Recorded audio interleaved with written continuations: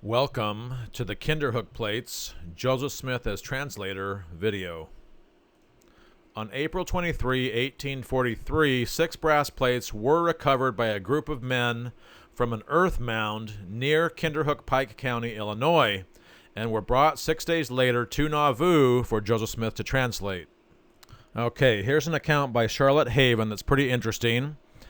And she said, Mr. Joshua Moore, last Saturday, April 29, brought with him half a dozen thin pieces of brass, apparently very old, in the form of a bell about 5 or 6 inches long.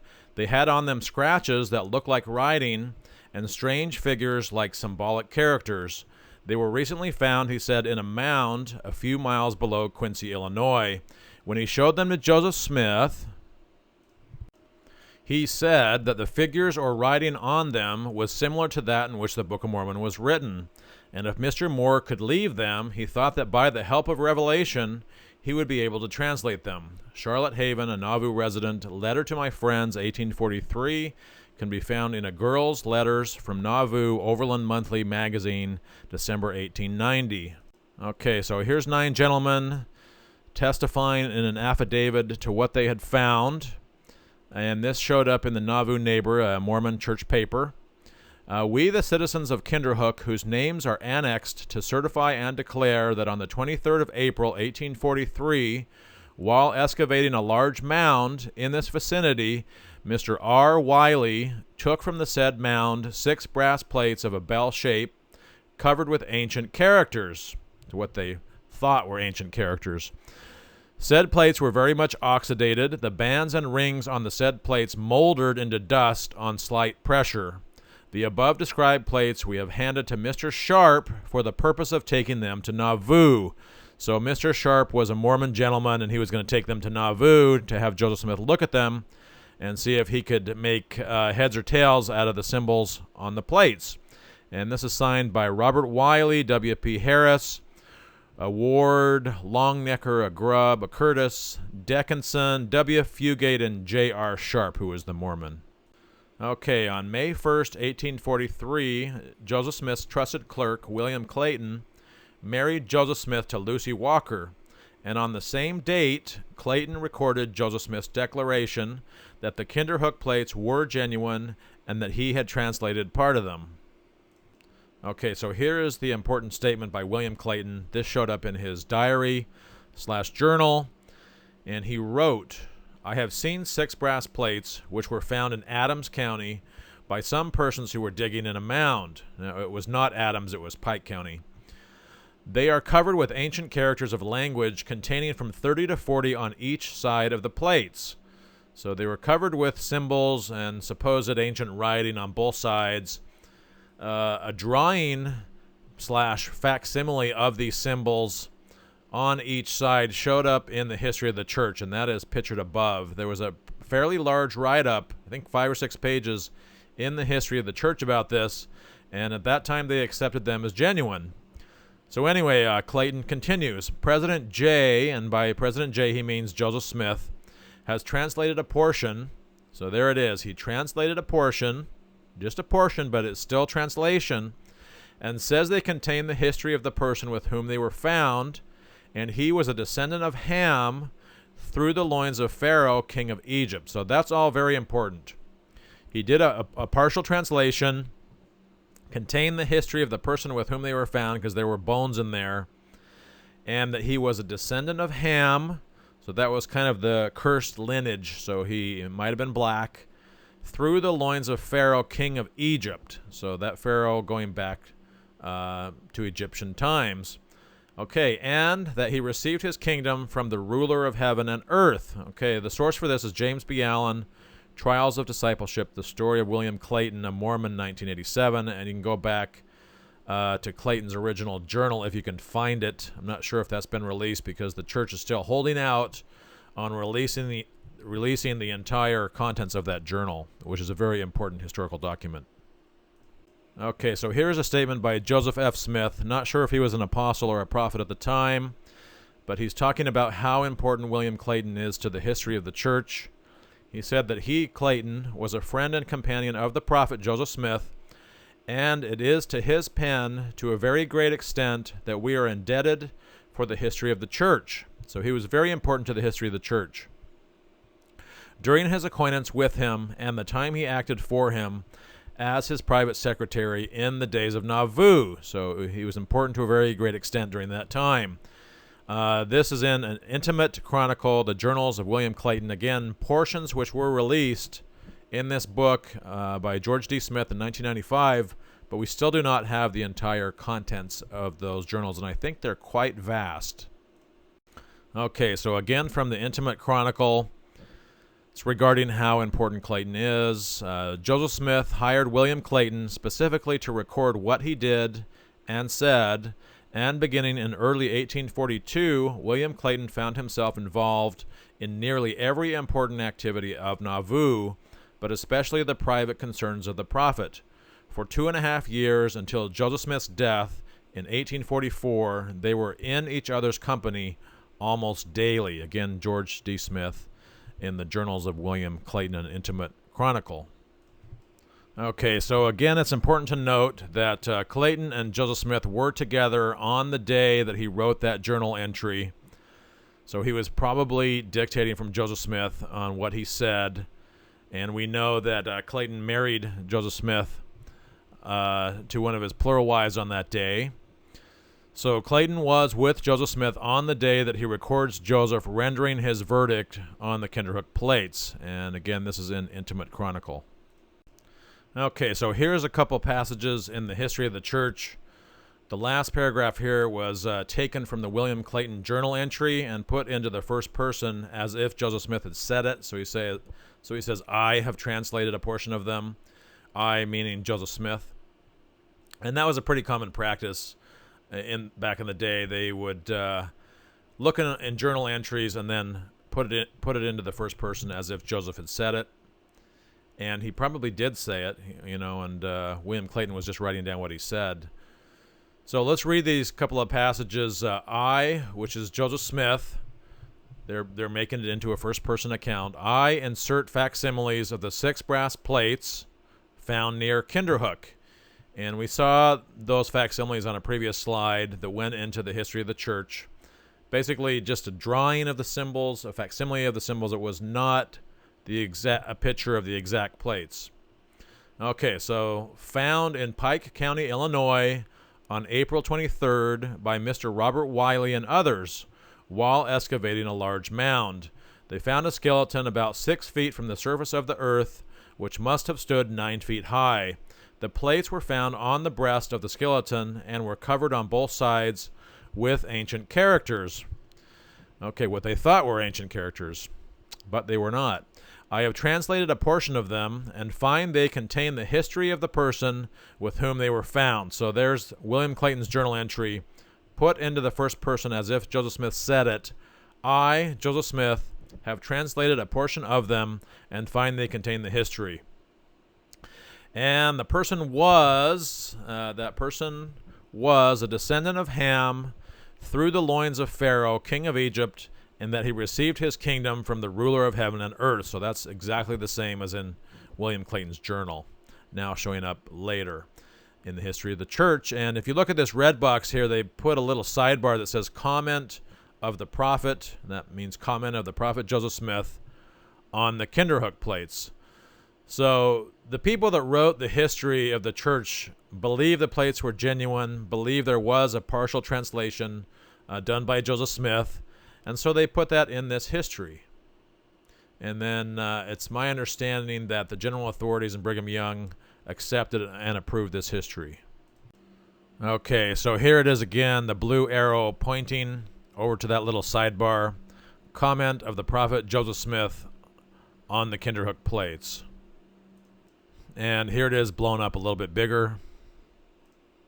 Okay, another important account is by the Apostle Parley P. Pratt, and he wrote from Nauvoo to a cousin that 6 plates having the appearance of brass have lately been dug out of a mound by a gentleman in Pike County, Illinois. They are small and filled with engravings in the Egyptian language, and if you remember, Joseph Smith said it was a Pharaoh, king of Egypt, so that's probably why Pratt thought they were in the Egyptian language. And they contain the genealogy of one of the ancient Jaredites back to Ham, the son of Noah. So he adds that it was a Jaredite, something that Clayton did not say, but they agree that it goes back to Ham, and we know that Ham is the son of Noah according to the Bible. The gentlemen who found them were unconnected with the church, but have brought them to Joseph Smith for examination and translation. So that's important. Parley P. Pratt stating on the previous slide what the translation was and stating that they were brought to Joseph Smith in order to translate. This picture on here is an actual photo of one of the surviving Kinderhook plates. There's only one that survives. And you can see the scratched symbols and marks on here. It is not in any particular language. They thought it might be in Chinese for a while, but this is basically just chicken scratch or gibberish. It's in no particular language. But then Parley P. Pratt goes on and he says, a large number of citizens have seen them and compared the characters with those on the Egyptian papyri, which is now in the city. That's only natural since Joseph Smith said it was Pharaoh, king of Egypt, and then they also had the Egyptian papyri to compare them to. Parley P. Pratt, letter to John Van Cott, May 7, 1843, in the archives of the church. Okay, so this is an interesting photo here. It's actually out of Brigham Young's journal, and he traced one of the Kinderhook plates into his journal, and then he wrote on that, it says May 3rd, 1843. I took this, which means the tracing. I took this at Joseph Smith's house. So Brigham Young saw the Kinderhook plates, talked to Joseph Smith about them, and he also put on there found near Quincy, Illinois, which I guess is near Kinderhook. But these next two slides are going to be from the Nauvoo Neighbor, church paper. And in that paper it said, Mr. Joseph Smith has had those plates, the Kinderhook plates. What his opinion concerning them is, we have not yet ascertained. So that was before he had translated a portion. We are informed, however, that he proposes returning with them for translation. So that was the idea, was to have Joseph Smith translate them. If so, we may be able yet to furnish our readers with it, which is the translation.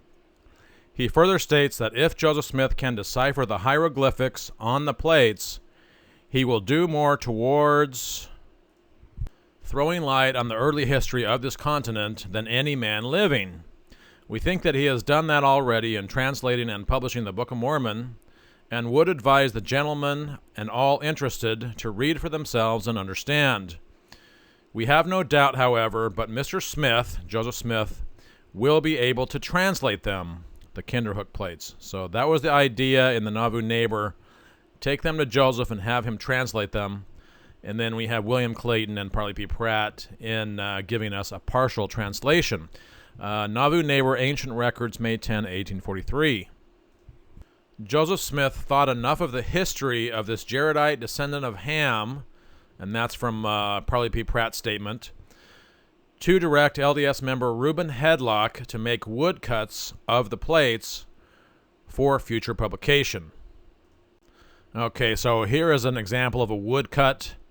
I guess they cut into the wood in order to make a copy of a certain document, and then they fill it full of ink, and it's kind of like a primitive copy machine, I guess.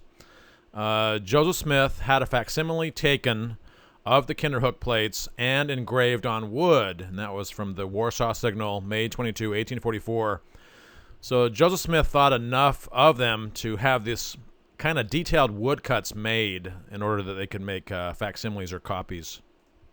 The church advertised in the Nauvoo Neighbor, see the above broadside, that's the photo on this slide, that the contents of the plates, together with a facsimile of the same, will be published in the Times and Seasons, and I think there was an article in the Times and Seasons as well.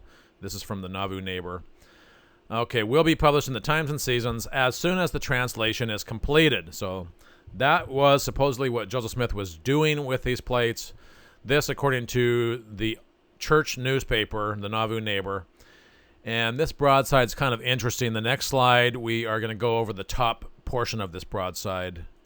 Okay, so here's the top half of that broadside that appeared in the Nauvoo Neighbor. The title of it just said that it's a brief account of the discovery of the brass plates recently taken from a mound in the vicinity of Kinderhook, Pike County, Illinois. It just has some of the statements from the 9 gentlemen who found the plates in the hole they were digging. The very last statement on this top half I'm going to go over on the next slide. Here is that last sentence in the top half of that broadside. I blew it up so you could see it. It just says the contents of the plates, together with a facsimile of the same, will be published in the Times and Seasons as soon as the translation is completed.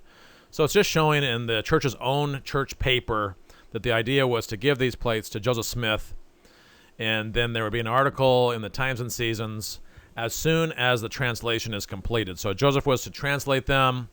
And then you'll also see on here that it says Taylor and Woodruff printers. So they were very close associates to Joseph Smith. John Taylor and Wilford Woodruff, they were the printers of this broadside in the Nauvoo Neighbor.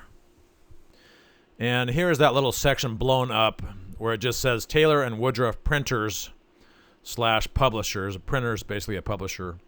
And both of them were apostles at the time of this Nauvoo Neighbor paper, and they both went on to become presidents of the church.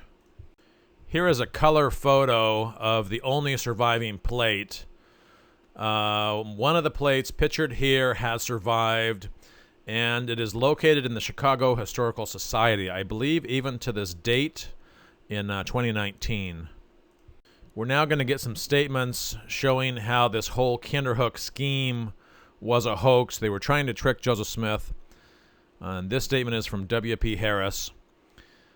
The Kinderhook hoax began to unravel in 1855 when H.P. Harris, a witness who had helped to unearth the plates, wrote, "Some years since, I was present with a number at or near Kinderhook and helped to dig at the time the plates were found. The plates were found in the pit by Mr. Fayette Grubb. I washed and cleaned the plates and subsequently made an honest affidavit to the same. But since that time, Bridge Whitten said to me that he cut and prepared the plates and that he, Bridge Whitten, and R. Wiley engraved them themselves." So Whitten and Wiley prepared the plates, cut them, engraved them, so they were not ancient, they were a hoax. And that there was nitric acid put upon them the night before. So remember that, nitric acid. That'll become important in one of the next slides. And that was put on to rust the iron ring and band, and that they were carried to the mound, rubbed in the dirt, and carefully dropped into the pit where they were found. W.P. Harris, letter to W.C. Flagg, April 25, 1855.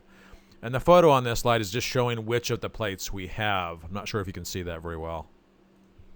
Okay, in June 1879, Wilbur Fugate, another of the original group who recovered the plates, confessed that the plates were fabricated. Fugate stated that the plates were a humbug, which means a deception, gotten up by Robert Wiley, Bridge Whitten, and myself. Whitten cut them out of some pieces of copper. So Whitten cut them out of the copper. Wiley and I made the hieroglyphics, which were fake, by making impressions on beeswax and filling them with acid and putting it on the plates. When they were finished, we put them together with rust made of nitric acid, so remember that again, old iron, and lead, and bound them with a piece of hoop iron, covering them completely with the rust. Wiley went to the mound where he had previously dug to the depth of about 8 feet, there being a flat rock that sounded hollow beneath, and put them under it. That is the Kinderhook plates. He put them under the flat rock. I think it was limestone. And this is a statement by Wilbur Fugate, letter to James T. Cobb, June 30, 1879. Okay, so here is a picture of the Chicago Historical Society. And we have a statement here by Dr. D. Lynn Johnson, a Northwestern University materials engineer and a Mormon. He conducted some sophisticated electronic and chemical tests on the surviving plate in 1980. And part of that was a destructive test. And this is the best scientific test that we have on the surviving plate. And he concluded that the plate owned by the Chicago Historical Society and known as the Kinderhook plate is made from a brass alloy consistent with the technology, and the brass alloy was consistent with the technology of the middle 19th century. So they were not ancient. They fit right into the time period of Joseph Smith. The characters on the plate were formed by etching with acid, probably nitric acid, and that matches the statement of those two gentlemen who confessed to the hoax, that it was some kind of acid and nitric acid. And here we have some steel that was done through etching and acid. So you can do some pretty detailed kind of stuff with that. They did this on brass plates. This is, I guess, is steel. This is the statement by D. Lynn Johnson, Analysis of the Kinderhook Plate, owned by the Chicago Historical Society, November 1980. Copy in the Marquardt Collection in BYU Library. So ever since this science has proven that it is a 19th century plate, or 19th century plates, the church has had to admit that it is a hoax. But up until the definitive 1980 scientific tests were done, people in the church wanted to believe that the Kinderhook plates were real and ancient and could be used to support the Book of Mormon. And so we have a statement here by B.H. Roberts, church historian. It's in response to Wilbur Fugate's claim that the whole thing was a hoax. He wanted to defend Joseph's translation. Okay, so B.H. Roberts said, for while the statement in the text of the Prophet's Journal, that was the William Clayton statement, and the history of the church, was to the effect that the find was genuine and that he had translated some of the characters and learned certain historical facts concerning the person with whose remains the plates were found, may not have been known at the time to the alleged conspirators to deceive him. So that statement wasn't known to them. It came out later. Still, the editor of the Times and Seasons, John Taylor Apostle, so I guess he was the editor of the Times and Seasons, John Taylor, who was an apostle, the close personal friend of the...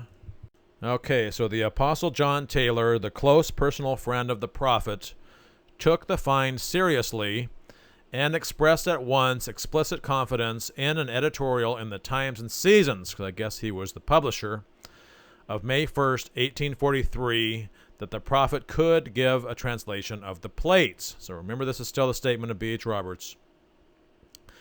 The church and B.H. Roberts and everyone else in the Mormon Dome was taking the Kinderhook plates seriously and thought they were ancient.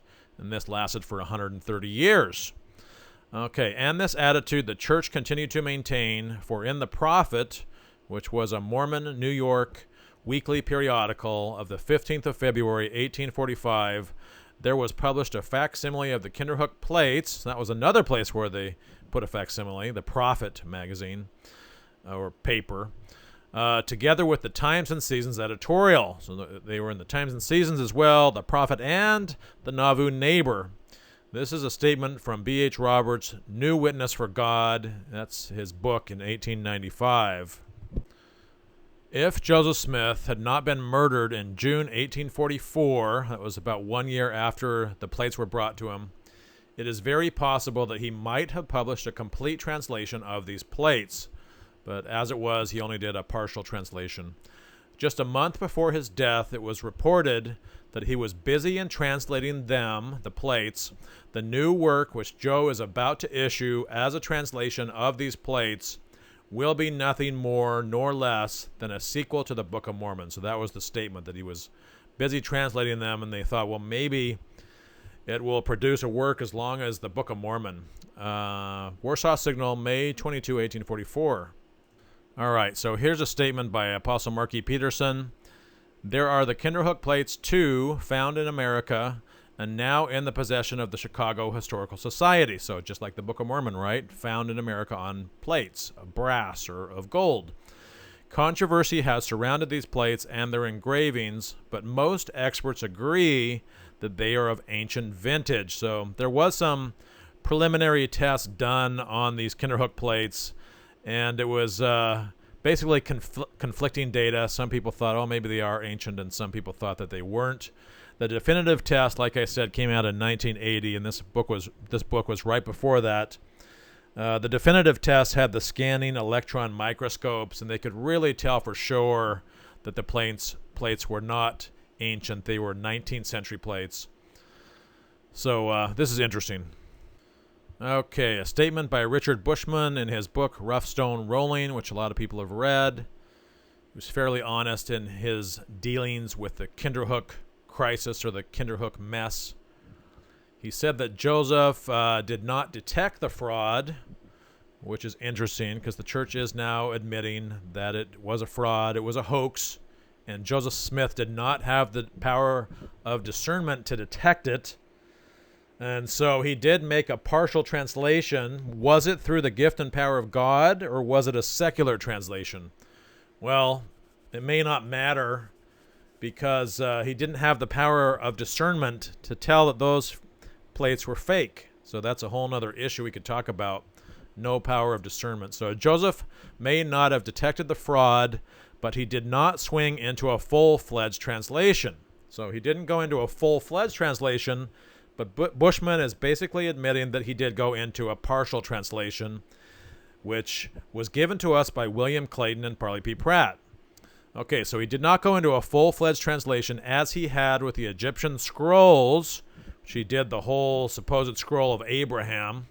He didn't get to the scroll of Joseph, but he did the whole book of Abraham and the facsimiles. And then Bushman says, church historians continued to insist on the authenticity of the Kinderhook plates until 1980. That's 130 years, when an examination conducted by the Chicago Historical Society, possessor of one plate, the only surviving one, proved that it was a 19th century creation. Okay, so D. Michael Quinn was fairly honest as well, maybe not quite as honest as Bushman. In his book, The Mormon Hierarchy, Origins of Power, which a lot of people have also read, in Appendix 7, 1843 Chronology, Quinn quotes from the 1992 Encyclopedia of Mormonism, which acknowledges that extensive tests on one of the original Kinderhook plates proved conclusively that the plate was one of the Kinderhook 6, that it had been engraved, not etched. So that was important. That goes back to that nitric acid issue, which puts it in the 19th century, and that it was of a 19th century manufacture. There thus appears no reason to accept the Kinderhook plates as anything but a frontier hoax. And then Quinn says, this leaves unanswered what Joseph Smith meant when he said that he translated the Kinderhook plates. So here's where we get into redefining Mormonism again. We don't know what translation means anymore.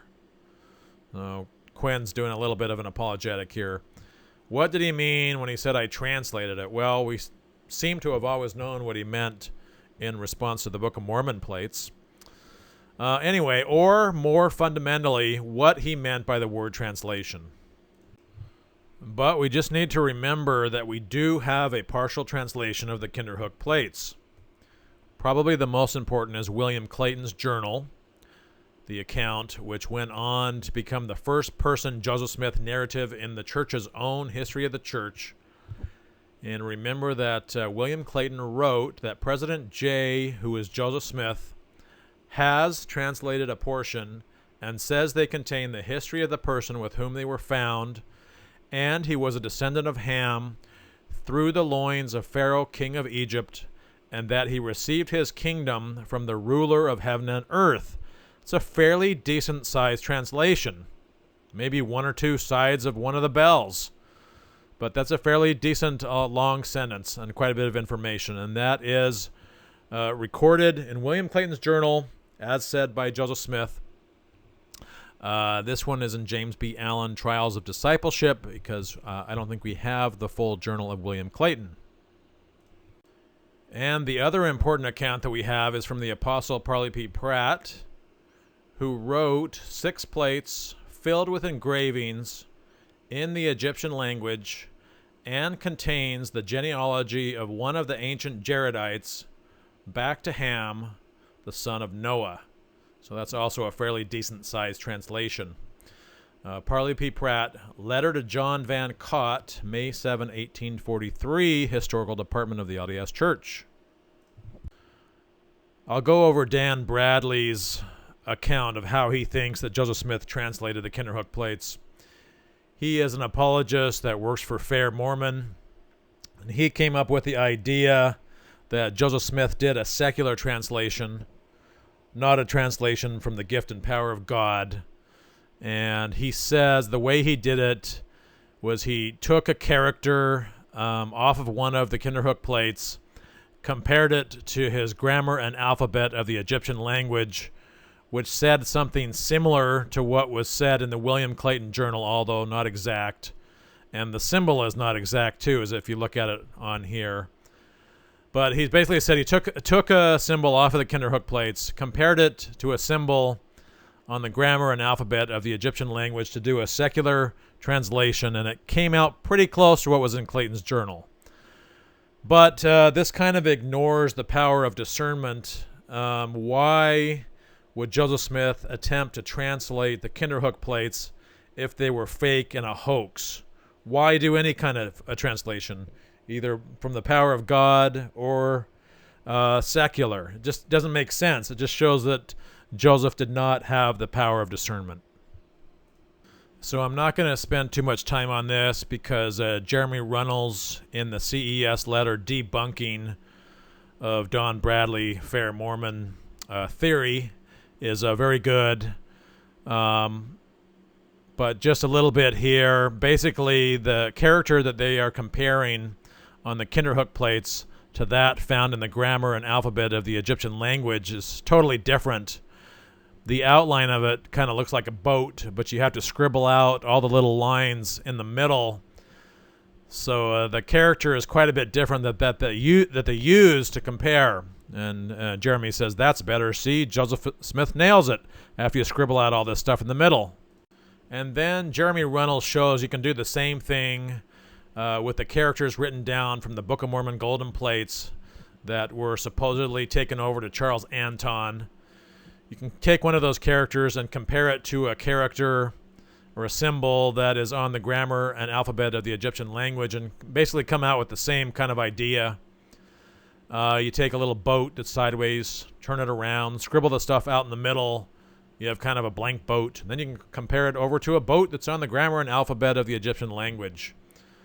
So Jeremy Runnels, he does a good job critiquing Don Bradley's theory of the secular translation. I will refer you over to that page to go through the whole thing. I'm not going to do it in this video, but he does an excellent job. So to go over to the full critique by Jeremy Runnels, you can Google CES letter Kinderhook plates debunking, and he goes through and basically disassembles Don Bradley's entire argument. So here's another good statement from MormonThink.com from the Kinderhook plates webpage over there. And they said, even if you do not believe that Joseph was fooled by the Kinderhook plates in 1843, the LDS Church itself was fooled for the next 130 years. The Stanley B. Kimball article in August 1981 in Ensign magazine mentioned the church's response each time the issue of the plates came up, but it failed to recognize that each response up to 1981 was the same, that the plates were genuine. Why would God allow his prophet, seer, translator, and revelator to perpetuate the hoax for so long, 130 years? Why was 1981 the year to end the hoax? And we know the answer to that is because we had definitive scientific data, and that is always when the church changes, once we get science to prove it. Okay, another good statement by James D. Bales. This is in his book, The Book of Mormon, 1958. The Kinderhook plates are, of course, childish forgeries. What does this all add up to? Is there no real blow dealt to the prophetship of Joseph Smith? Not at all. There is a real blow, and it is, for only a bogus prophet translates bogus plates. Again, only a bogus prophet translates bogus plates. No power of discernment. Why would he do a secular translation if they're bogus plates? He was fooled. He didn't know. Where we can check up on Smith as a translator of plates, he is found guilty of deception. Okay, Joseph Smith claimed to have translated 3 ancient records. The Book of Abraham was proven as a fraud. The Kinderhook plates were found to be a hoax. The Book of Mormon, the only one of the 3 for which we do not have the original. We don't have the gold plates to compare it to. I'm sure he was only wrong on 2 out of the 3. After all, wouldn't you buy a 3rd car from a man who had already sold you 2 clunkers? And here you can see where Kinderhook is, kind of in the middle of Illinois. And that's going to do it for this video. And I thank you for watching the Kinderhook Plates Joseph Smith as Translator video.